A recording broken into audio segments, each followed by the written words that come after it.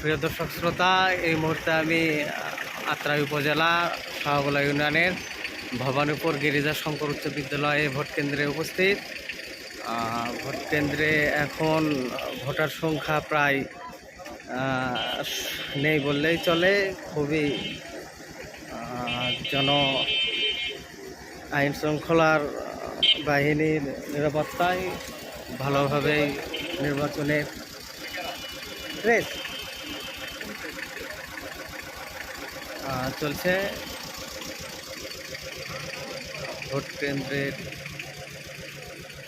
অবস্থা